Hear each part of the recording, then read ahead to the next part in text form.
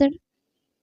చాలామంది నేను ఆ వ్యక్తిని ప్రేమిస్తున్నాను, నేను సెల్ ఫోన్ని ప్రేమిస్తున్నాను, నేను ఆటలంటే పిచ్చి, నాకు ఆటలను ప్రేమిస్తున్నాను, లేకపోతే నేను ఫలానా వాళ్ళని ప్రేమిస్తున్నాను, ఫలానా వీళ్ళని ప్రేమిస్తున్నాను.